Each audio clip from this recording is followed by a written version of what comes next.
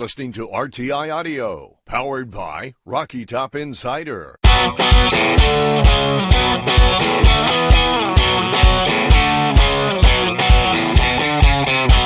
This is Pancakes and Bacon with VFL, Kyler Kerbyson, and Reed Bacon.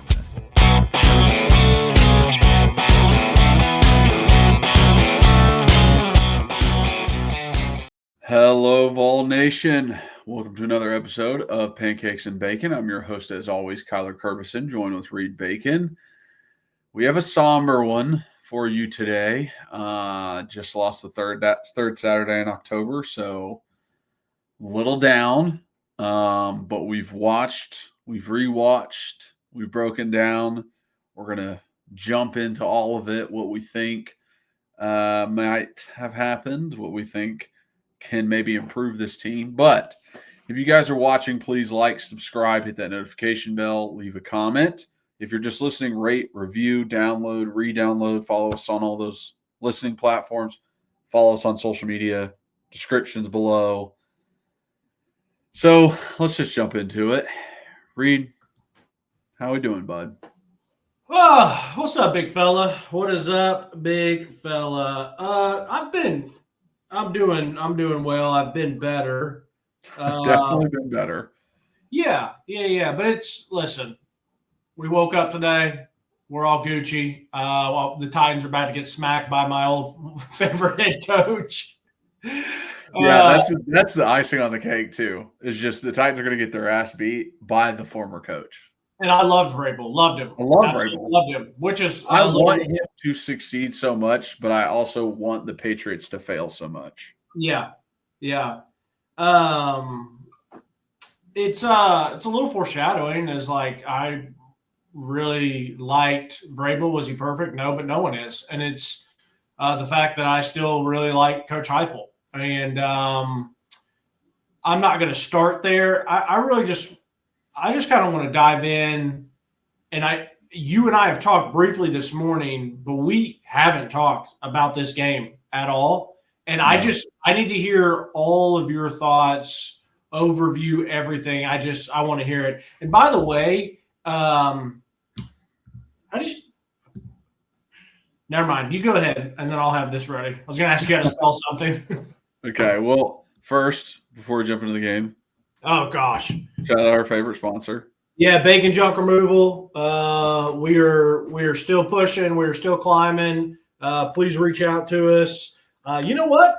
Even if you don't want to reach out to us, just follow us on any of our socials or leave us a review if you like us. We'll take anything that we can get, but it always is and always will be. We appreciate and we're super, super grateful. Just like I'm grateful for you because I wasn't even thinking about that right now. Yeah, as the holiday season approaches and you head down into the basement or to the garage and you start pulling out Halloween decorations or Thanksgiving or Christmas and you realize, man, I got a lot of junk in here. I need to get rid of this shit. Your boy, give him a call. Holler at us. We would love to help. And it's funny. That's all I like. Literally, all I ever think about is the business and with a couple other things. But this morning, I just wasn't even thinking about that because I'm just ready to talk and ready to hear your thoughts. I swear, it's like it hits hard, and then having to rewatch it is not fun. No. Because you know what's going to happen. Yeah. But it's like I almost felt hungover this morning after not drinking at all. Like it was just I just felt like, ugh, feel gross. No drinks last night? No. Huh. I at least had a couple brewskis, maybe helped the pain a little bit. Just felt gross. But yeah, let's just jump into it. Let's just get it over with. Let's get this done. Yeah. Go ahead. Talk to me.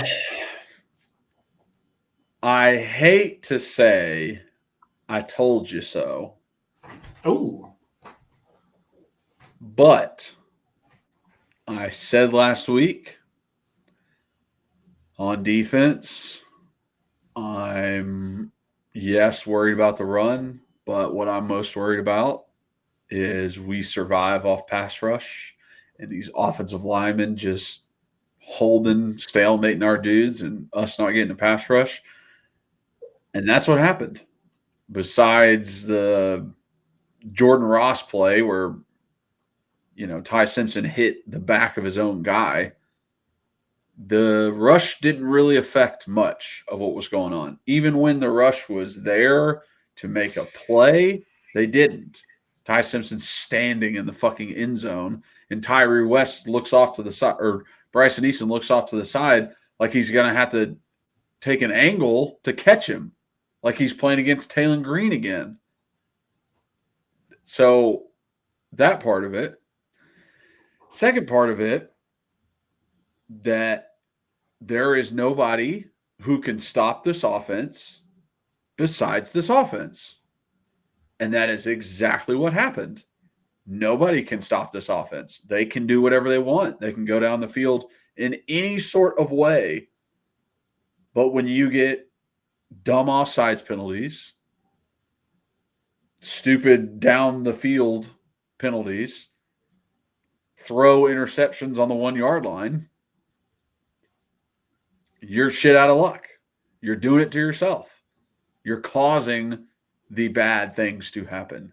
It's not the other team playing so great or doing so much.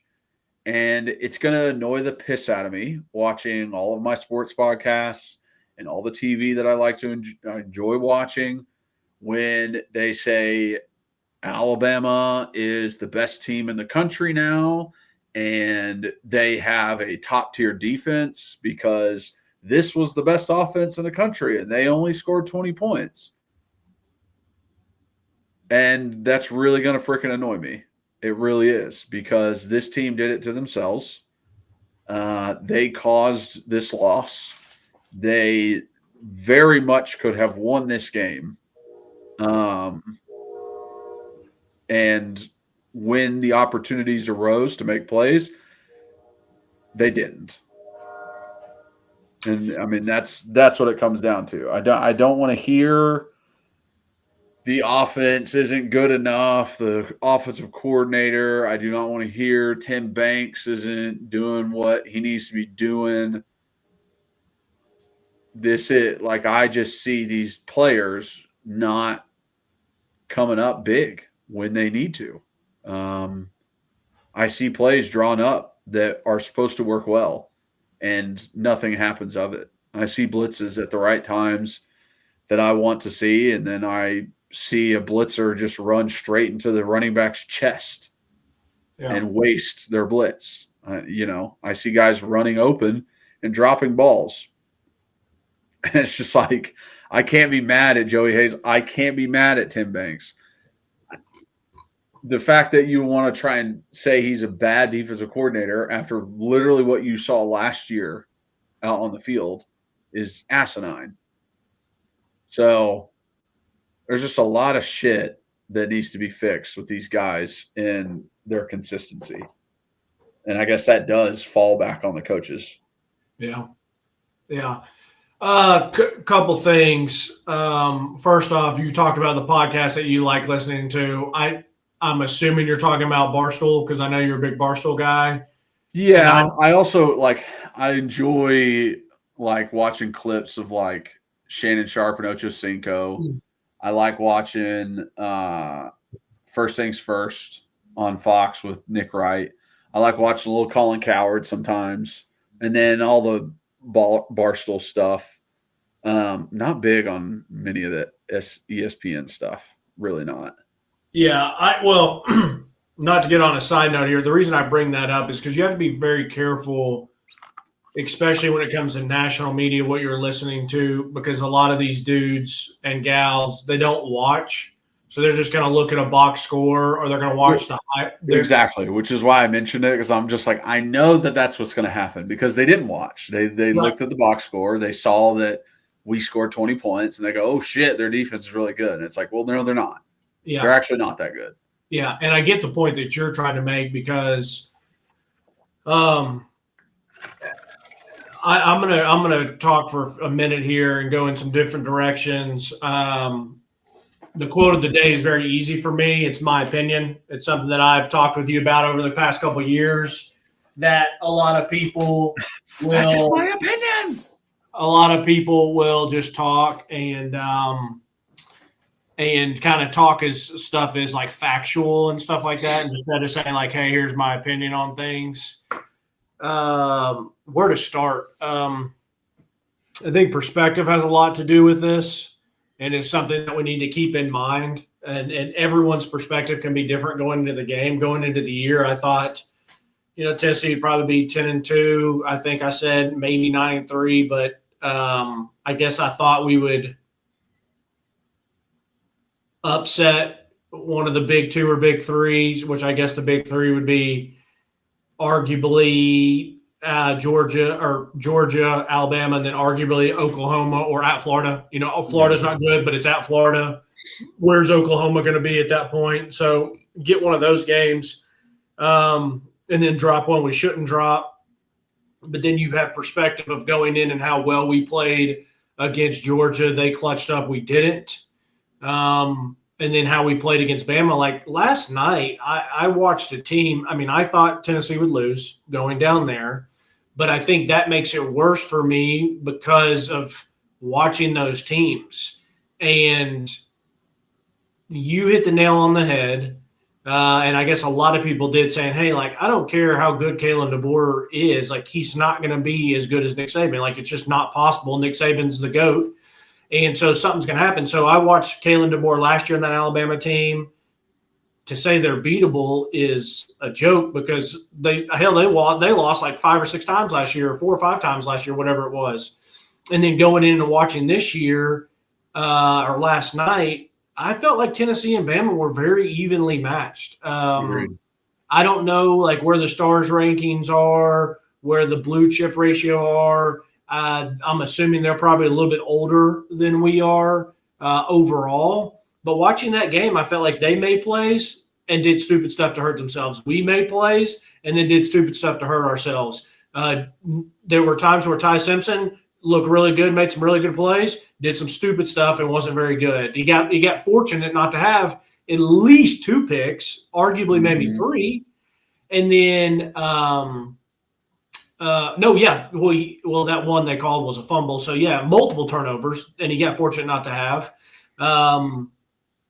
Their receivers made some good plays, I would assume, and think that they didn't have the drops that we had. So that was probably one difference. But there were still times that, Tennessee moved the ball effortlessly. I'm talking whether it was running the ball. And I didn't listen to a lot of the TV because we had Mike Keith basically on the whole time because I was not putting myself in listening to Greg McAgay.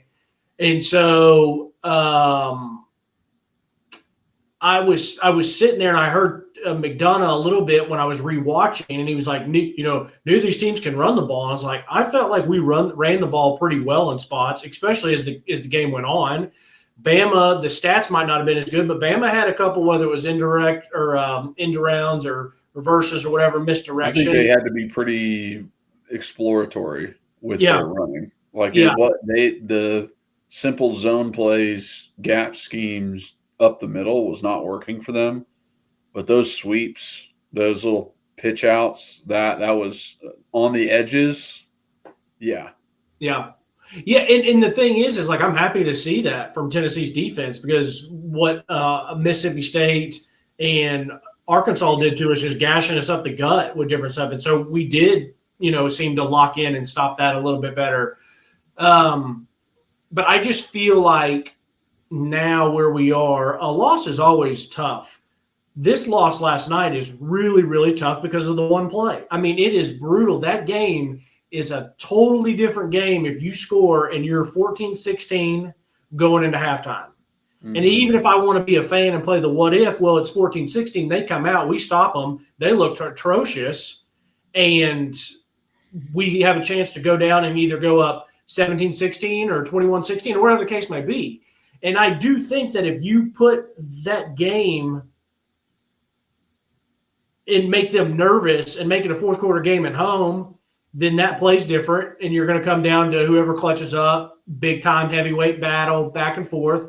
But even when we came out, and I was very impressed that we stopped them and scored pretty quickly. Yeah. And it was like, yo, if you do that one more time and make this thing 21 to 23 or 22, I think Bama and DeBoer and Ty Simpson and that whole area is like, oh my gosh, are we going to choke this and let them back in this? And so I was obviously hoping that we would just take the lead just to see the dynamic. But kudos to Alabama. They did a really good job on some of those long drives. I mean, really, really, Tennessee clutched up on some fourth downs, but Alabama had some 99-yard drives. They clutched up in big moments, and it was like, it was a little heavyweight back and forth where we had some good stops, but then other times they drove it down. So I just think going into it, like I said, I thought we would lose, but the way that it happened, and I'm like what you said, we killed ourselves. I don't think they beat us. And that sometimes is a little bit easier to swallow when the other team beats you and you don't give it away. Same thing with Georgia, why Georgia was so tough. You know, we missed a kick. We were up 8. And that one was a little bit more that Georgia took it from us with making some big throws and catches and stuff like that compared to us just giving the game away on this one on that one play and then some other stuff. But to transition to the last thing I'm going to say, and then we can talk plays or whatever. I'm not going to say it was because I played, a season of college football. I'm not going to say it's because I don't know why it is, but I just feel like my thought process and my outlook on stuff is so much more like a player and a coach than it has ever been as a fan. And whether it's right, wrong, or indifferent, it just is what it is. But the whole toxic, my opinion that it's toxic and nonsense of sports and college football and just that everybody wants someone fired and stuff like that. And I get it. It's the emotion of the game and right then and there, and maybe some people's opinions change by Wednesday or Thursday, or maybe it changes by February or April or March. But just the nonsense of like either people are done with Heupel is so ludicrous to me, and done with Tim Banks or the want Goalish back or this, that, and the other. Like, it's nonsense in my opinion because of not only where Tennessee's come from, not only the big wins and the great things that I think Heupel's done, but also like my number one thing would be ask these people who want Heupel fired is who do you want them to hire? Who do you generally want to go hire? Like if your opinion is you want him fired, like, okay, I'll listen to it. Who do you want them to hire? Who, you know what I mean? And like, give me an answer to this, problem you're creating. Great point. Yeah, you fire Tim Banks. Who do you want? Listen, if you want him gone, that's fine. Who do you want? The clips and stuff that you see on Twitter and the talking points about different stuff. And listen, I'm not saying that I agree with everything Tim Banks does. I mean, people want to talk about his depth of his corners and his safeties and his nickels at certain downs and distance. Like, okay, I can maybe hear you on that and argue with that. But then I can maybe think Tim Banks is like, hey, I'm worried about this, and this is why I have him. That, like, yeah, touche, but there are some things that people have just not played the game. And so they see stuff and they're like, how does that happen? It's like, well, it's pretty self-explanatory how it happened. If you've been in a meeting room or if you've understand what he is trying to do, but none of it looks good and none of it matters to some people if you win or lose. And I just don't want to get to a point where we're just, and thank goodness I really trust Danny White, that I feel like Danny does a good job of trying to listen to the masses, appease the masses, but also know that they're a bunch of wackos at times, and we're not just going to fire and churn and burn and all that stuff. And, James Franklin's a good one to talk about. That's 12 years in. We're 5. That's a whole different conversation at another different time. I still look at, and I'll wrap up here in a second, let you jump in. I still look at Heupel as a really, really good coach and as a really, really good advantage on game day when it comes to play calling and scheming and stuff like that. And I am saying that after an awful, awful outcome on the goal line. But I feel like when you show up and you have a coach that can give you an advantage on game day is a big, big deal. And when you look at college football as a whole, they wanted Ryan Day fired because he couldn't beat Michigan. He wins a national championship. They wanted Jim Harbaugh fired. They wanted Harbaugh fired. They wanted Mario Cristobal has had his issues, but then they loved him. Well, then they lose on Friday night. Then you go to Dabo Swinney. He's won 2 national championships. Now people want him gone. There's we just talked about James Franklin, which I understand why they did that. Not there can be 2 truths that someone did really good for you, but then it's just maybe time for something different. But Penn State, listen, I don't like Penn State, and I don't like James Franklin, so I hope it's chaos for everybody or for everyone up there. But like they might be eating their words. But my point to all this is just it's so hard. I mean, who was it? Texas Tech loses last night to Arizona. Arizona is in the college football playoff last year, but then they lose at Mississippi State. It is so, so difficult to win on the road at night. And there's going to be no more 12-0 teams or undefeated teams. I mean, Ohio State probably is looking like that right now because their schedule, in my opinion, is pretty soft in certain instances. Indiana too. But yeah, in Indiana, but it's like, and just wait. Kirk Cignetti will either drop one this year or drop one next year, and they're going to be all on his ass after he just signed what he signed. And Indiana's never been good at football. So I just think the landscape of it as a whole is just freak out. And it's like, I just don't think we're anywhere close to that time yet. And the Heupel can't win the big one, and they always have to put on the road because he's won really big games and he's won neutral site games and stuff like that. But anyways, that stuff's just nonsense to me. And to be honest with you, I just think it just breeds a bunch of nonsense. Like honestly, like we are in the building, or we are in the business of hoping to get good players here to win games, but with all the negativity and nonsense, and like you can have your opinion, but like I don't want that 5-star running back from Baylor seeing it and being like, oh my gosh, those Tennessee fans are nuts. Like they'll turn on you like no problem, and all this stuff. And I'm just using him as an example, but like I just don't like all that, and I'm just kind of tired of it. I'm just tired of it.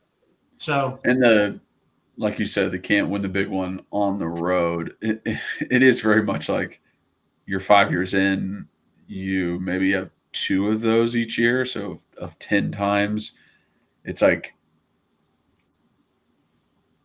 you're under 500 in the absolute hardest scenario that you could be in to win a football game. Yeah. That's what they're saying.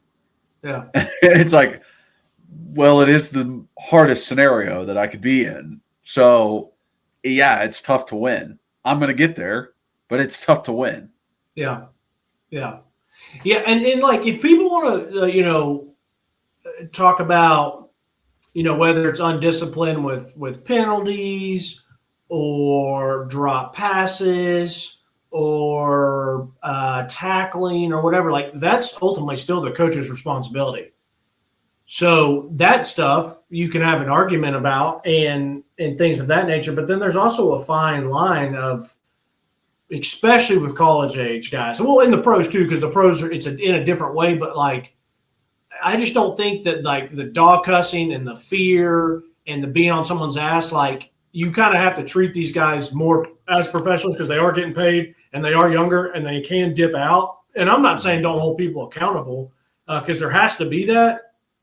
But I think people feel like there's a magic bullet that Heupel can walk into the facility tomorrow and be like, he's going to tell something or do something to Mike Matthews so Mike Matthews doesn't drop a huge pass, or that he tells Miles Kitselman and Miles is immediately going to be like, oh, yeah, I won't drop another one. Or, they can do all the drills in the world. You know what I mean? It's just there's nothing that's the ultimate fix. The thing that he can do and these guys can do is put the time in to try to recruit the best players and put the best players in the best positions.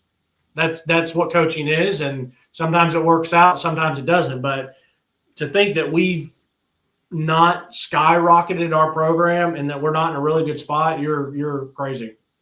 Yeah. No, I agree.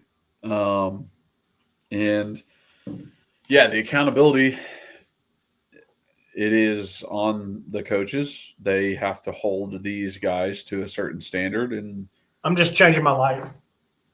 There's not something specifically you can say to just fix someone's drop balls. But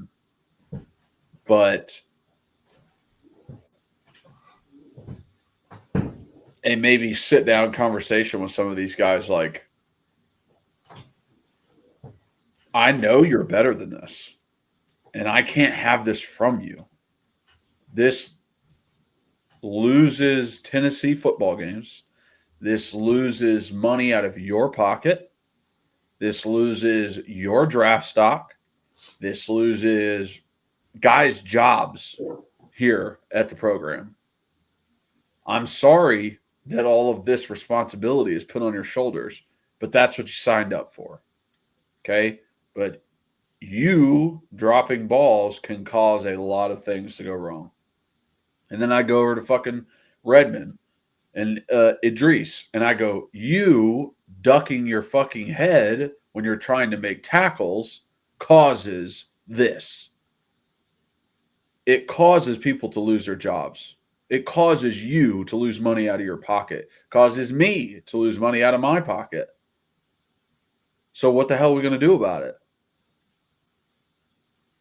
I'm just stating facts. Yeah. I'm not trying to yell at you. I'm not trying to say you're a shitty football player, that you're the worst I've ever seen, because it's not true. Because I've seen you make good catches. I've seen you make good tackles. I've seen you make good throws. I've seen you make good blocks. It's just, why aren't you doing it as many times as we need you to? Yeah.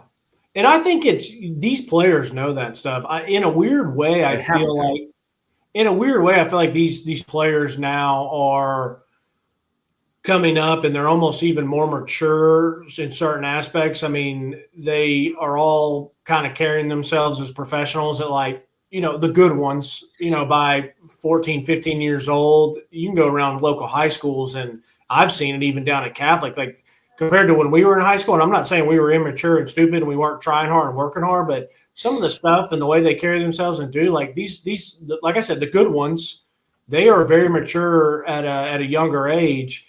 And it's to the point now where the coaches just have conversations with them about maybe not even saying what you're saying to them, just be like, hey, like, you understand what our jobs is to do. And if you can't do it, then, like, we're going to have to find someone who can. And it's kind of the plain and simple as that. And obviously there's tricks of the trade to try to motivate people or try to unlock the best in people. And that's where the coaching and the mentorship and the leadership comes in, and the good ones can do that. Let me kind of just read you this, though. And I know that some of this is maybe a little bit skewed because of where the game went and how the game went. But so take a little bit of it with a grain of salt. But total yards, they were 373 to our 410. Passing yards, 268 to 253. Rushing yards, 142 to 120.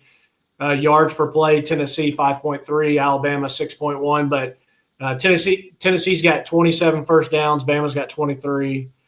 We were 5 of 13 in third down. They were 5 of 11. Fourth down, they were 1 for 1. We were 4 of 5, which is insane. We ran a lot more total plays, but that's a lot towards the end. We gave up 4 sacks. They had 0. That's a big one. Penalties, 10 for 66. They were 7 of 59. Honestly, I don't think 10 for 66 is that bad. I would love if my team was down in the 4, 5, 6 range every time. But there was a couple penalties that I absolutely did not agree with at all.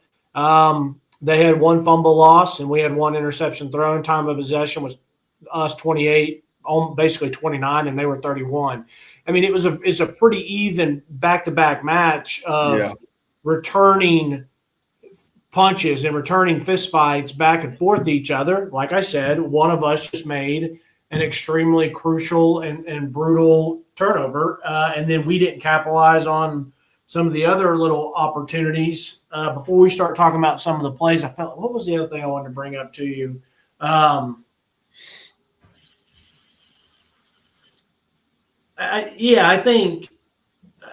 think before we get into plays, I mean, we're 2-2 with them in the past 4 years, and I've said it for right now. I said it even last year. I think the team that plays at home is the majority of the time going to win these games, and obviously, I hope that they don't beat us next year and they kind of get that first one on the road with the Heupel post Saban error. But that's how it is. I feel like if these two teams that I saw last night played in Neyland at night, I think Tennessee wins. In my heart, I absolutely think that there was, and I try to call it like I see it. Like I said, I give credit to Bama where it's due, but they're just not the same, and it's very equal.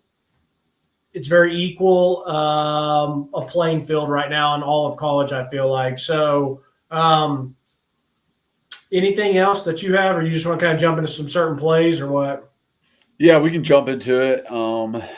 I think you're right. I think we're very equal, the 2-2 record over the past 4 years. Before that it was 0-12. So that's a big, big difference. And then level playing field, like you said, I think if that team plays just like they did last night, they could lose to half of the teams in the SEC.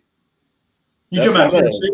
Yeah, if you're having those costly penalties at those times, when it's 2nd and 2 on the first drive and you make it 2nd and 7, so it forces you into a 3rd down and you don't get it. It's like that fucks you over versus Arkansas, Mississippi State, Oklahoma, Vandy, Florida, Georgia, Missouri, Texas. That's bad play versus anybody in the SEC. Throwing the pick in the end zone, not like they did it for you. Not like Alabama went out of their way and made this incredible play to make the interception. You almost threw it better to him than you did to Kitzelman. You could have done that versus anybody. Yeah. So that's my point is they underperformed for SEC play, not just versus the big guy. Yeah. And that's the thing. There's aspects of how well we can run it and move it if we just don't kill ourselves that I don't think we lose another game. It's like a part of me that. Yeah. If you make those mistakes, I think we easily could. Yeah, for sure. But I look at it, I'm like, if this team, what I've seen and how they play, especially offensively, and they don't kill themselves or shoot themselves in the foot, then they'll be totally fine at Kentucky. I'm not worried about Oklahoma at all, but that's more of an indictment on Oklahoma. I've just watched them too much. I think Oklahoma got way too much praise to start because I don't think Michigan's that good, and they kind of handled them on national TV. I watched the game against Texas. For whatever reason, the win over Auburn was seen as really good at the time. But every time I've watched them, I've trusted my eyes, and the only thing I've ever come away with Oklahoma is their defense. It plays hard and fast, and they're pretty good. And John Mateer is more swaggy than he is actually good. He's got more of a swag vibe to him than he is actually good. I mean, people were saying he's a Heisman, and I was like, I never saw it. I mean, dude's going out there throwing for $150 against some of these teams, but I'm not worried about any of the other teams on our schedule. It really is now down to if Tennessee just plays to their capabilities, then we'll win the rest of our games. And that's also including Vanderbilt. But Vanderbilt's a good, solid team, a really, really good, solid team. But why I'm not nervous is because it's at home. So it's like our two biggest, hardest games rank-wise with Oklahoma and Vandy are at home. And so That's true.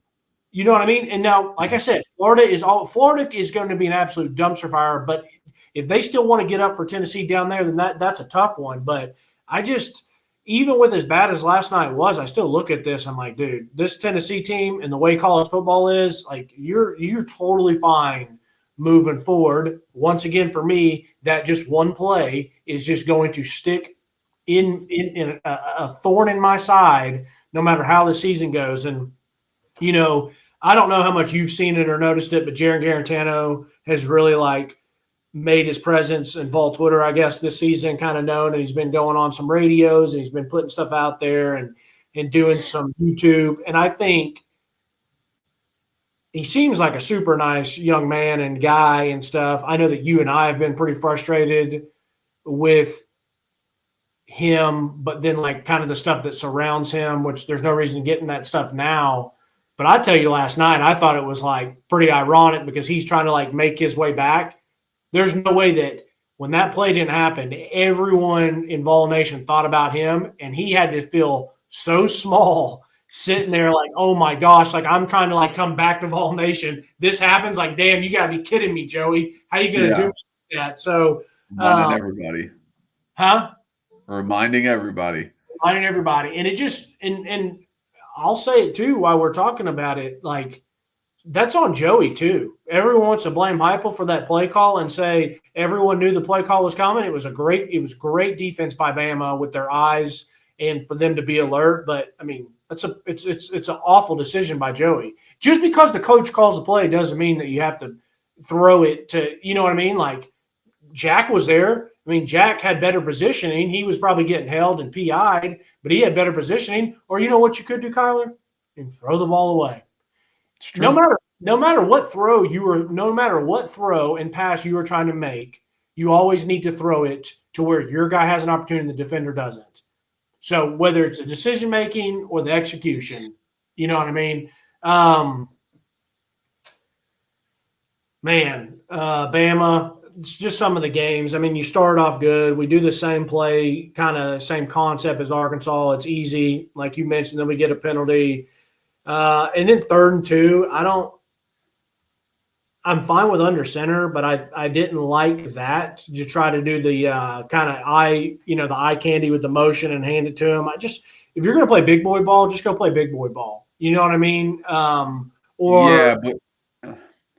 from an offensive lineman perspective, the motion doesn't affect me. Whatever happens behind me is not affecting me and my blocking scheme and who I'm blocking and what I'm supposed to be doing. So when there's a run call play, I'm thinking I'm playing big boy ball. It is me versus you. Yeah. I got to move you off your fucking spot. Yeah. And what happened is Sham was in a double team and just put his eyes down, and that backer came flying through, and Bishop was able to kind of avoid him. But by the time he did that, Sham had come off of his block, so he was late to try and get to the backer. He comes off the double team and then lets the defensive tackle make the actual tackle. So you ended up doing nothing by being indecisive both ways. And that happens a lot with guys. And it's a thing someone needs to point that out and be specific about it and say, like, hey, if you're late getting there, the worst thing you can do is try and run after him because you're fat and slow. You're not going to get there. He's past you. There's no way you can affect him anymore without holding him. And you're going to leave your brother out to dry who's right next to you. Yeah. And make his block impossible. Yeah. I'm glad it's a great point to bring up. I have, since I took notes during the game and then after, I have offense, defense, like chronologically. So defense, Bryson, Eason, wow, way to set the tone. Way to set the tone. Then you got an incompletion. Then you go 3rd and 13, and you're at a really good spot here to do what they did to us and get them off the field, and you don't make the play. I will say this. One thing that I have noticed with Caleb Herring a couple times, I don't know if I saw it with Jordan Ross, but especially with Caleb, he does a really good job getting off the ball. But if he doesn't win his first pass rush move, he never has a second one. He's just kind of there. And if you can't win the rush, you have to at least try to fight off to show that they're holding. But there was a couple times last night, like I felt like he just got off the ball well and didn't get around. So then he just is there. And it's like, bro, like, what are you doing? I want to be part of the bubble. Yeah. And it's like, no, you got to continue to fight. You got to continue to go. I never played defensive end. One of the guys I listened to, Chris Long, played defensive end in the NFL for a really long time. And that's one thing that I've heard him say. And I'm like, man, that's so true. I never thought about that. But it's not about your first rush. It's about your second and third rush moves. Mm-hmm. And so I want to see something like that from Caleb. You get a win. One of the tweet I put out is I thought winning first down on defense and offense was very important, especially on defense, because I was worried about them kind of just pounding the rock at us, which they didn't do.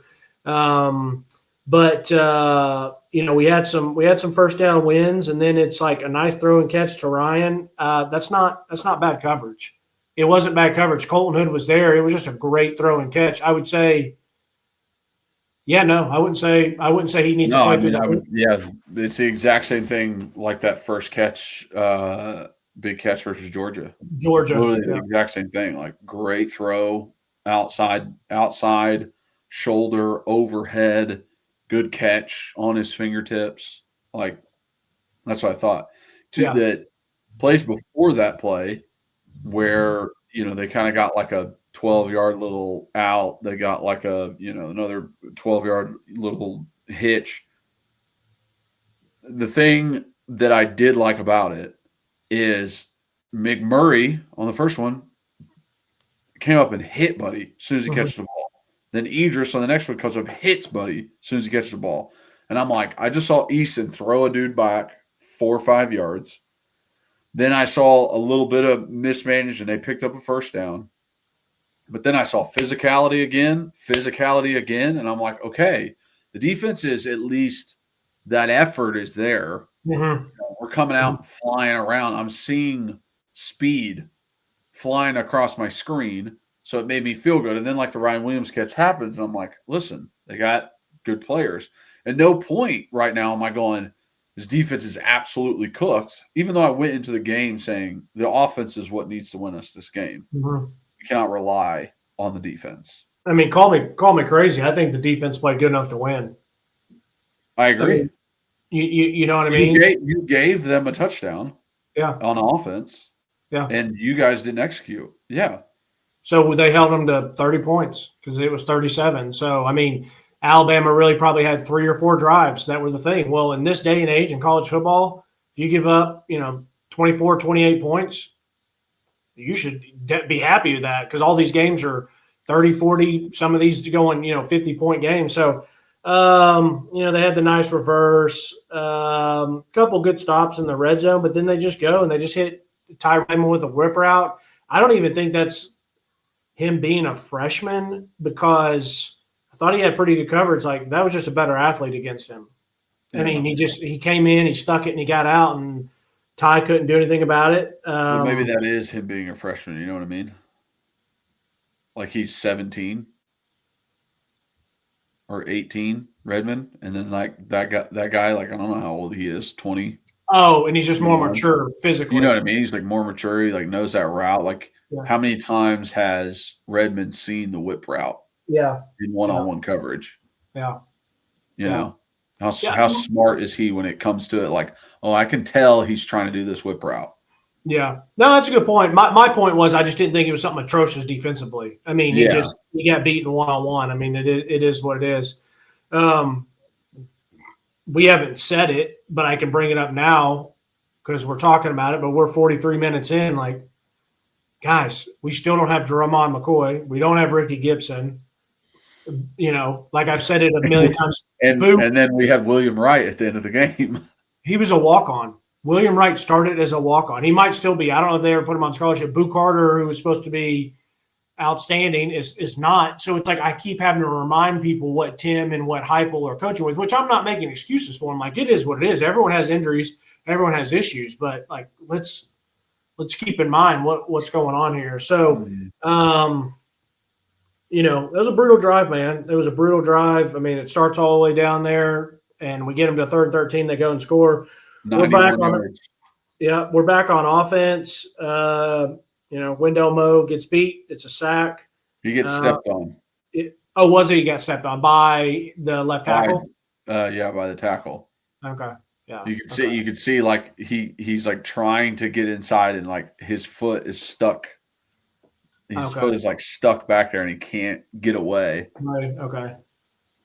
But yeah, that stuff just sucks because it happened. I mean, the safety that we got is just stepping on feet. That's all. Yeah. Well, and I can bring this up too now, or maybe I've already said it. I don't know. Joey didn't play his best game. Joey didn't play. I mean, he played good enough to. I mean, he probably played good enough to win in certain situations. I mean, the pick six, brutal, but he still had some really, really good throws. But like on that safety, it looked like he had two dudes if he just got rid of it. But I've never played quarterback, so maybe he was about to get into it, and then when he gets hit, and he can't let it go. Yeah, So, I'm not giving him the benefit of the doubt because as an offensive lineman, I'm told to give you 3 seconds.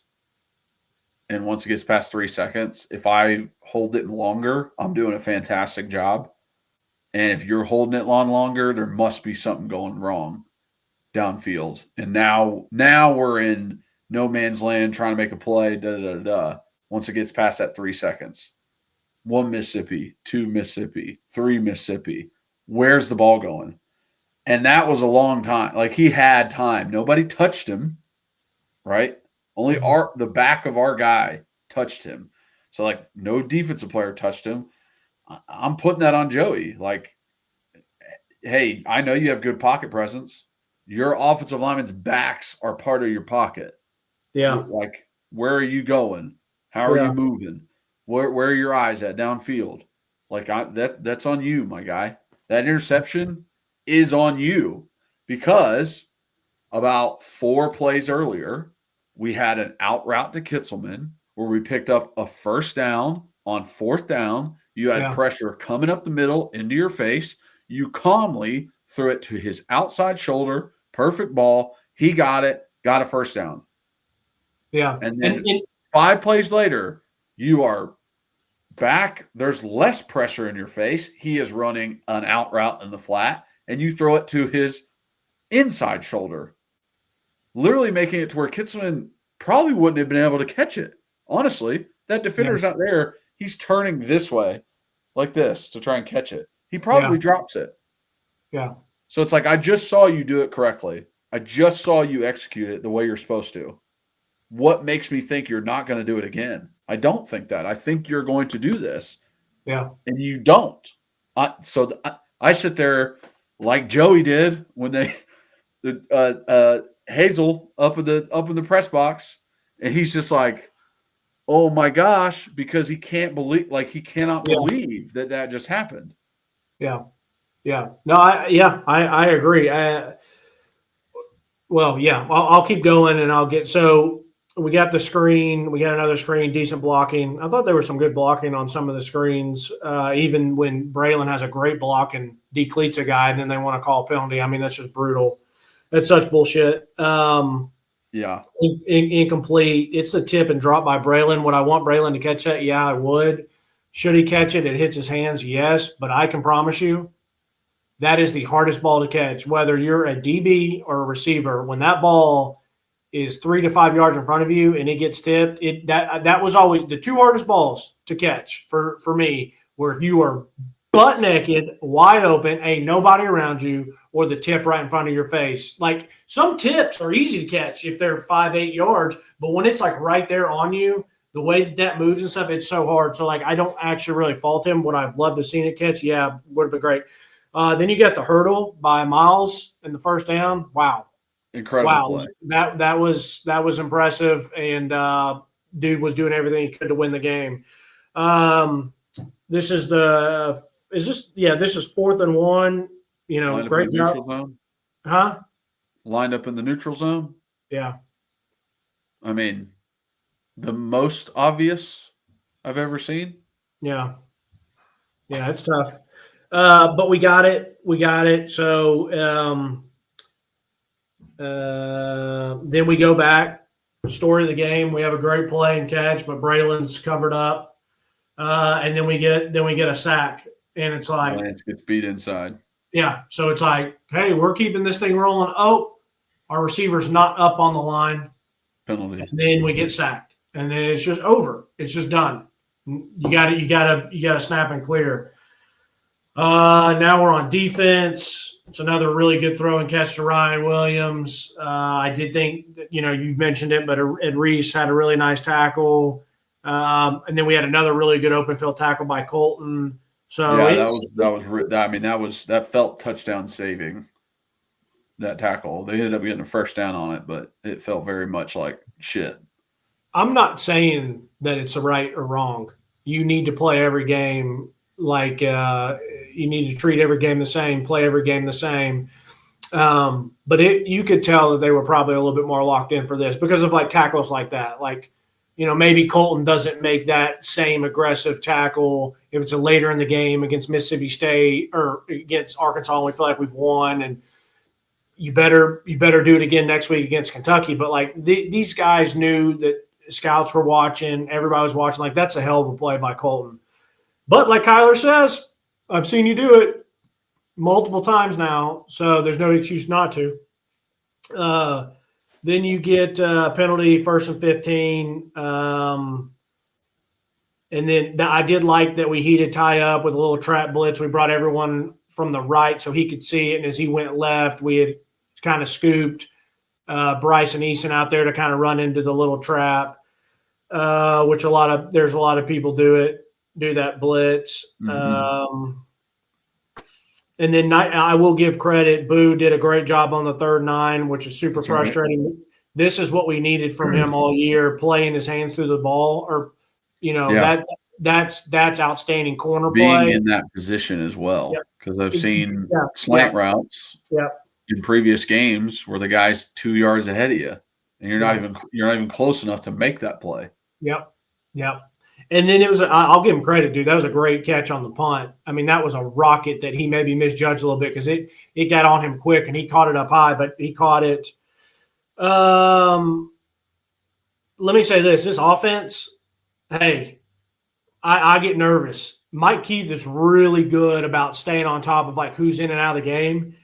And you hear the radio before you see TV and he says, Bennett Orange coming in. I said, oh, man, this is not good. I'm going to give credit. Bennett looked great on his first pass rep. I mean, Big 68 looked awesome. He looked really good on his first rep, and it was a nice pull on the next play by Peyton Lewis on the run. So that's impressive. If you want to knock coaching, that's really impressive coaching. That you have a guy sitting over on the bench in one of the biggest games of the year, cold as ice. He comes in and he gives you a hell of a pass pro, and then a hell of a pull on a run block. Yeah. I don't know if you have anything to say on that. No, I agree. I agree with you. That's one of the hardest fucking things ever. I remember the first time I did that. My redshirt freshman year, Juwan James' helmet came off. I went in versus Florida and jumped off sides. So it's fucking tough, man. So kudos very much. And then great vision by Peyton to find that cutback.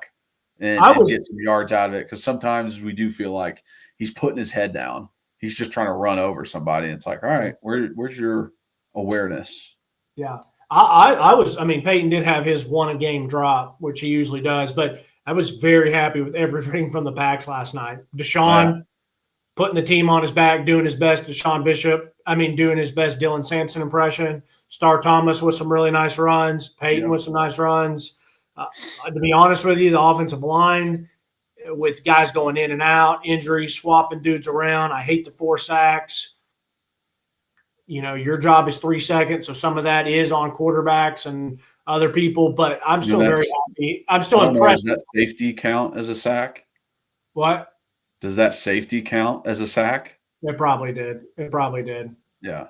But saying all that, like, I'm still very happy and impressed with the offensive line this year. We had some really good holes to run through last night, especially as the game went on. I felt like this offensive possession, we spread it out and started to like spread the receivers out to try to open up some run lanes, which it was good. I felt like we were back to Heupel a couple, first 2-3 years, super wide. There's only 5 or 6 in the box. Okay, we're going to run it, and they ran it very efficiently. Awesome throw and route, effortless, good pocket. Man, when it looks good, it looks good. When Joey drops back, we got a beautiful pocket, and Mike is not guardable one-on-one. Comeback route. I honestly feel like the only thing that stops Mike is Mike. His hands. And then his 3rd and 8, beautiful throw and catch to Braylon. Post pattern. It's great. Yeah, it was. And then we get stuffed a couple times, but then we clutched up and scored. You got a tie ball game at that point, 7-7. Yeah. So you're right in the fight. Going to defense here. There's a great play by T-Lander and Joshua. Shoots the gap. Yeah. I like to see it. It makes plays happen.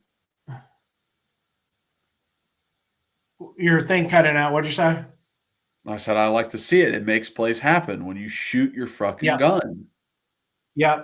This was a great defense with T-Lander. Then on second, you got Joshua Joseph. Cuts underneath that tight end.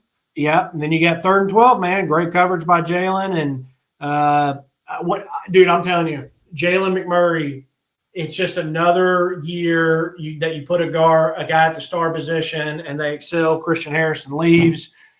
Not missed at all because Jalen McMurray, he's a little fella too. Jalen McMurray is a skinny guy and he plays hard. He plays physical. There was only one play last night that I was a little bit bummed with, but it was late in the game and he got his eyes lost. But other than that, like this was a damn up and up, little wheel route out and up, and he ate that monkey easily and he was great coverage. So guess what? 3 and out. We got the ball right back. You know what I mean? It's a tie ball game.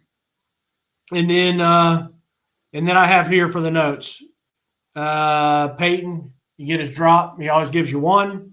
And then I got WTF. That's a brutal call on Braylon. And you got your Bama calls, and then it's a safety. And that was one of the things that start spiraling out a little bit. I mean, the illegal man downfield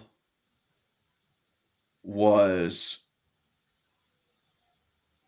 the worst call I've ever seen. I rewind, look back at it as many times as I possibly could. And I'm just like, the ticky-tack bullshit that this is, you can't call that type of penalty in that. Like, it's so minuscule, it's so small, but yet you don't want to call a unnecessary roughness penalty when number 23 fucking belly flops on top of our quarterback after he slides. You don't want to call that one. They did, thank goodness. But it was late. It's like they want to hold it off. They don't want to call that. It's like are you guys even paying attention? Are you I don't want to make it a ref thing. I know I don't either. Why we lost this game is because of us. But it is very frustrating when you see that stuff happen. And it's like, you destroyed this drive on your own. Yeah. By calling those stupid shit. When you're going there that you're playing Bama and the refs. And I know people would say the same thing about, when you go to Neyland, you're playing Tennessee and the refs.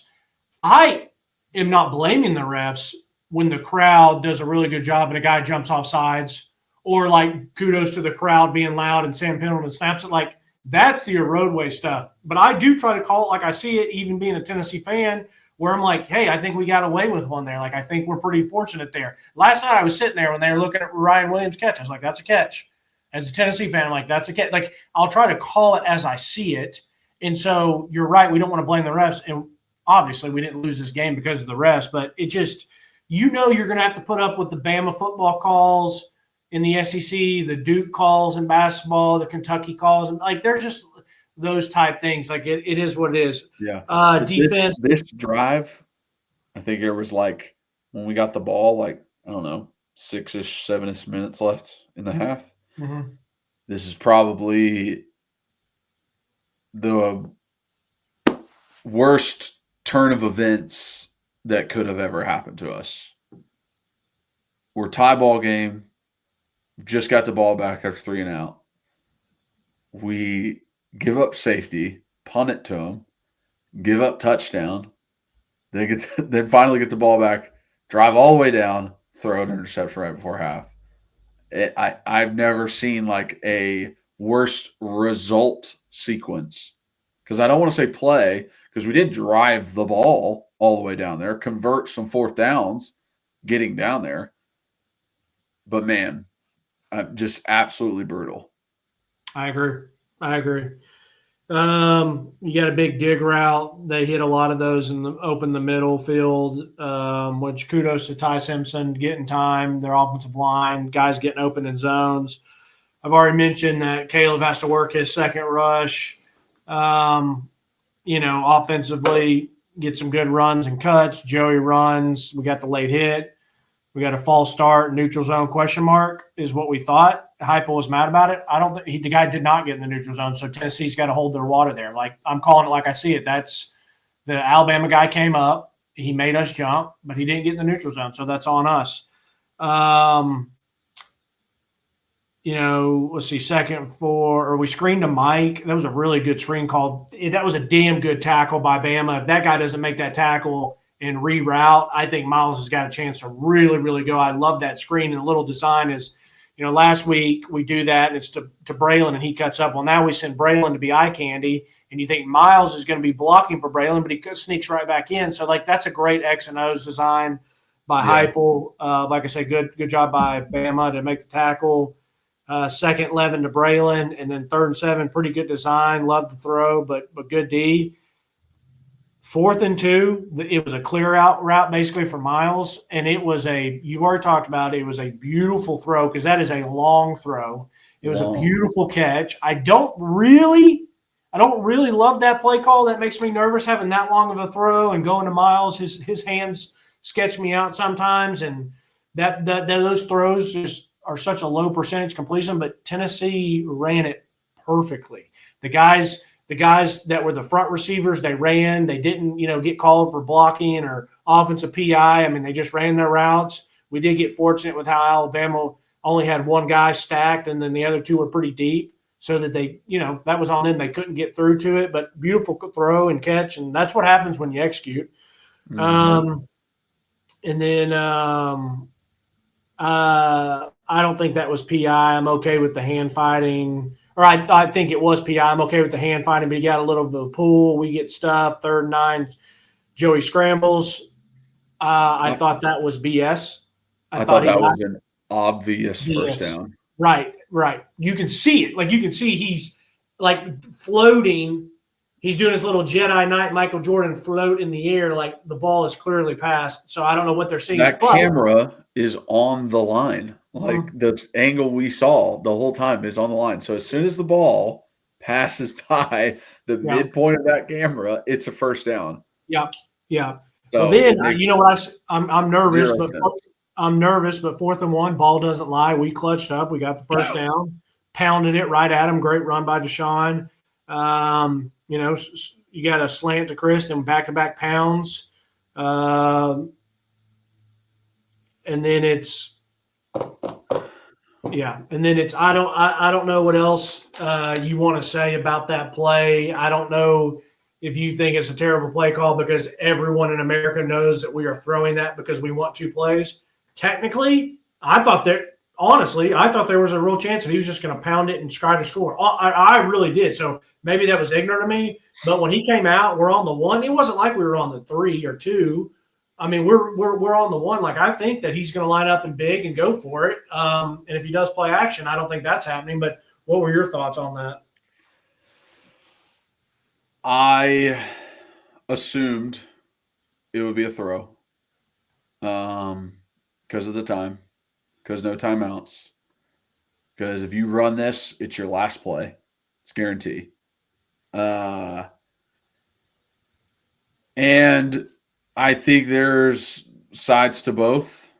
Hey, I could have lined up in a, empty backfield with 1 tight end and 4 wide receivers. And then what would they have done?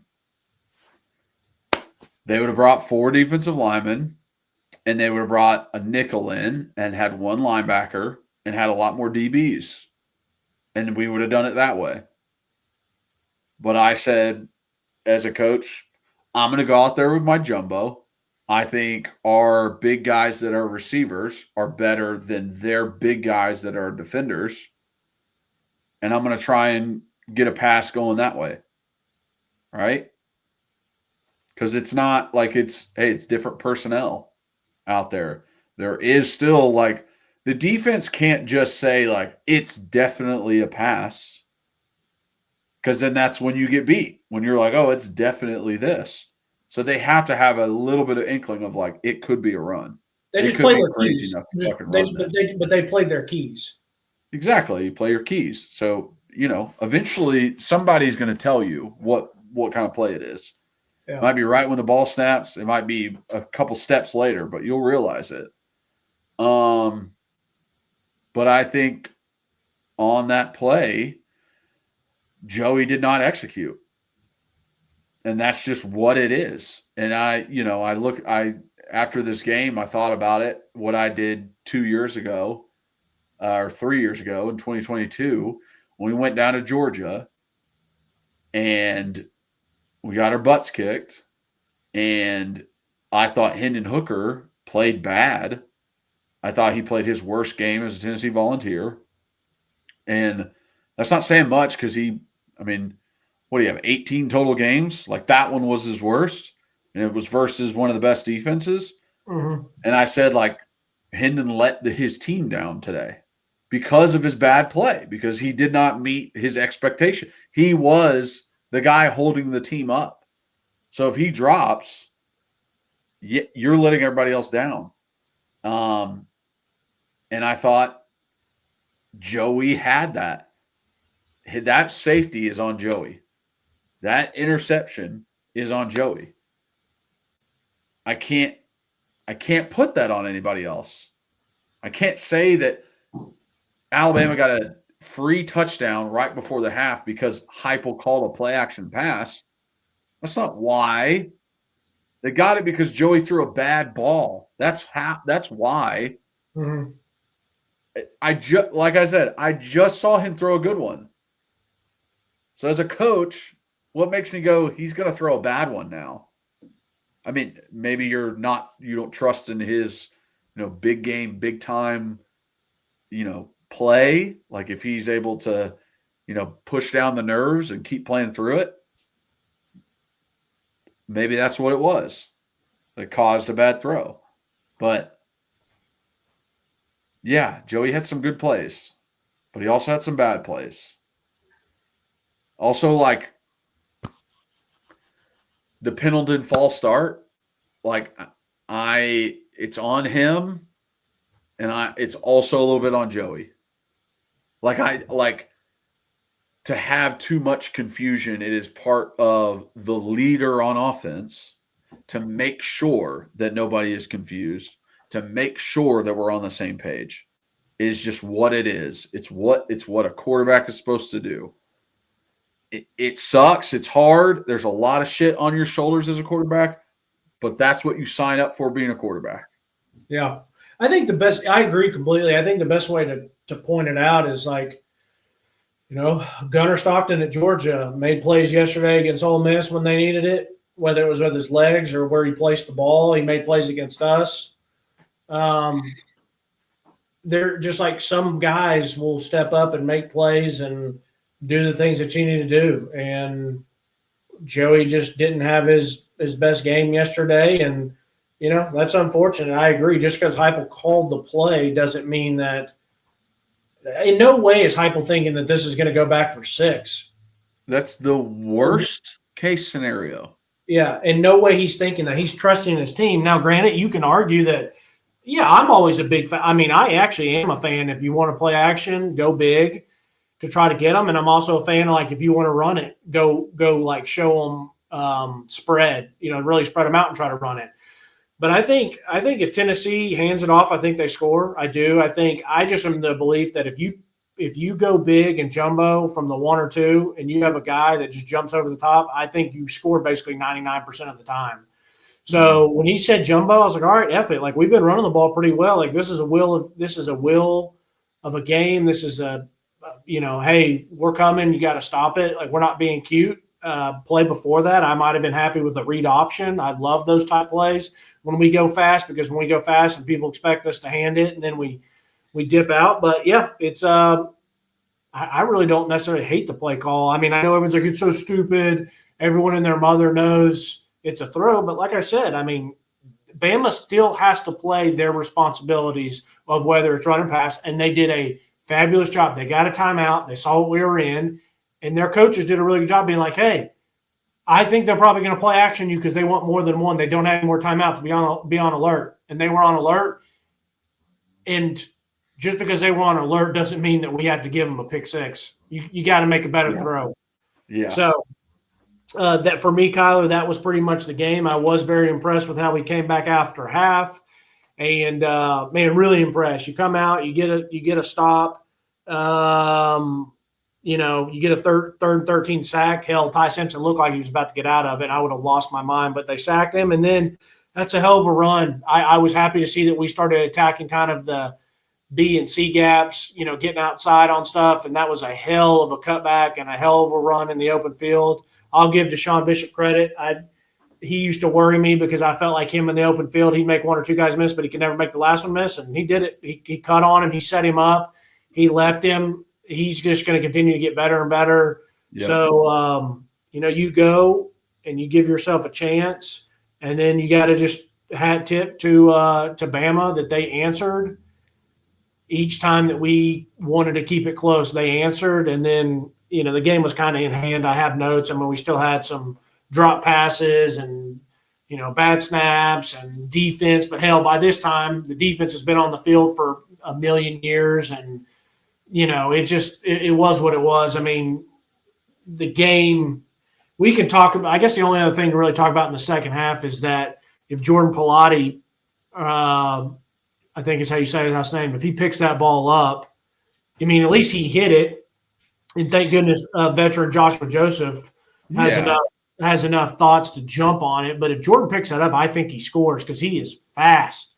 He is fast. No one's really close, and no one's really paying attention. He has to pick it up and hope that one lineman right there doesn't tackle him quickly. But if he can somehow get that ball up and get to running, and that puts it at – that makes the game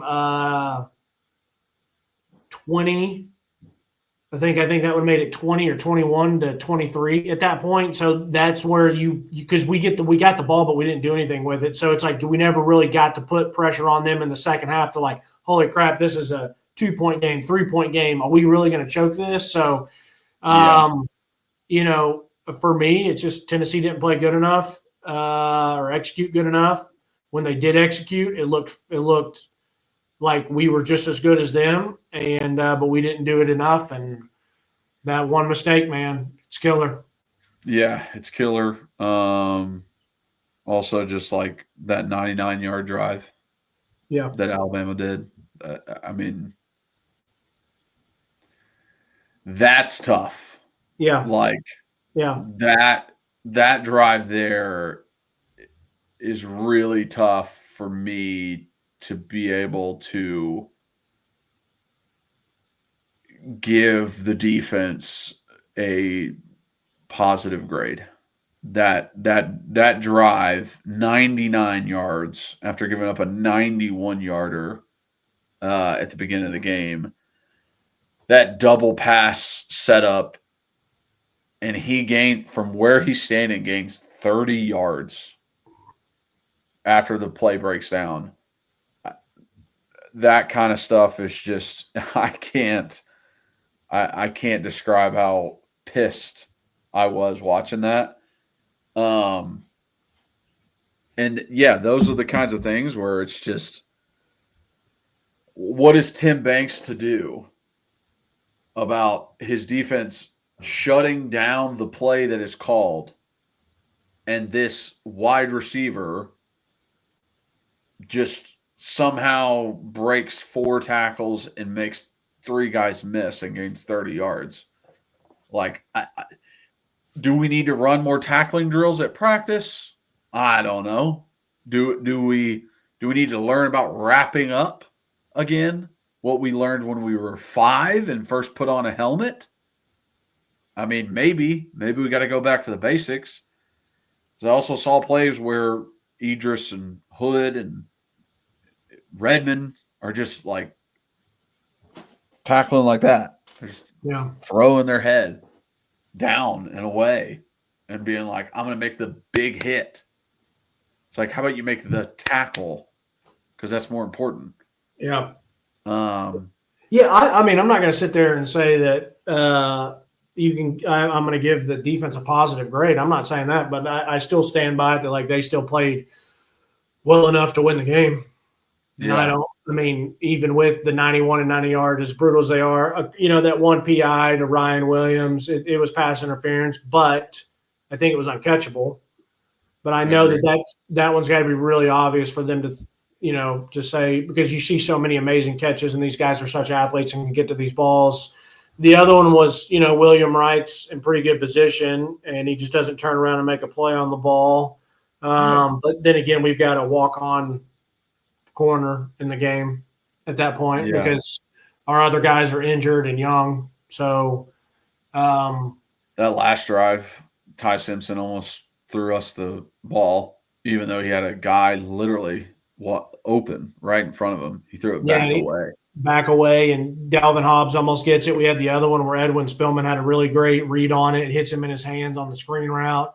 Doesn't get it. I'm not sold on Ty Simpson. I think Ty's still way too inconsistent. I think he makes some really good plays. I think he does some other really stupid things too. Agreed. A lot of balls for them to go for that fourth down. They're up 10. It's 4th and 4, and they're in the red zone, and it's very easy. Hey, I can kick here. It's still a 2-score game, but they got to score 2 touchdowns, and they go for it, pick it up, end up scoring. Yeah. And that really made it like out of reach. Yeah. For us. Well, I hate losing to Alabama. I hate losing to anybody. I stopped watching it because I'm not going to watch them light cigars and celebrate and all that. So, but that like I said, that Bama's not the same as old Tennessee. We're 2-2 against them in the past 4 years. Home team's winning it. So I hate that we felt like we beat ourselves instead of them beating us, because that stuff is so hard for me to swallow the pill. That's why I wasn't just so lost and upset when we lost to Georgia, because we did choke, but they also made some really, really good plays. This one, man, I just feel like we just gave it away. So it's like they want to celebrate and stuff. It's like, yeah, dude, you got we didn't play our best, but you didn't come out and just, knock us out basically.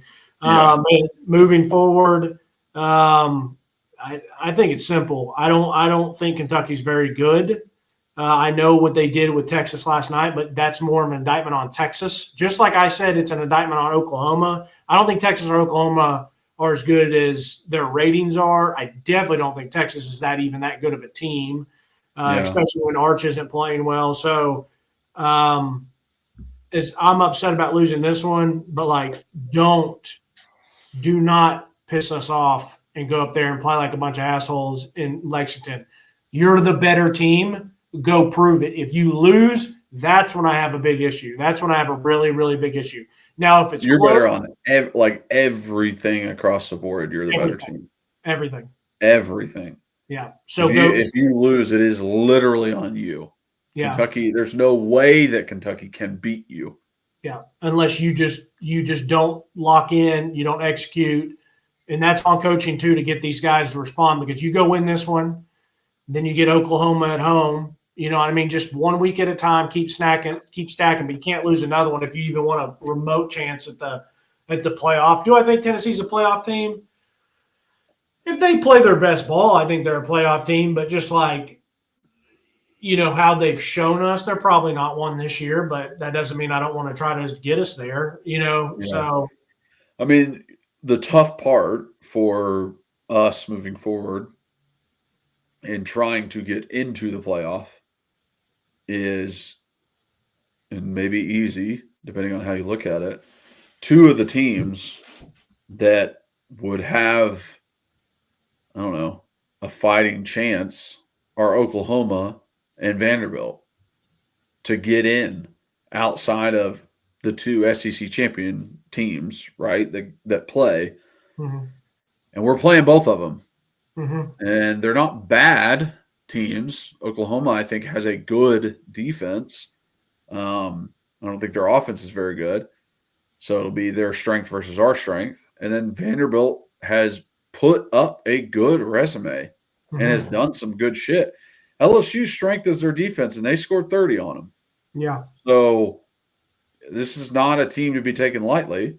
Because right now it looks like Alabama and A&M will probably end up there. And we have a loss to a one-loss Georgia right now.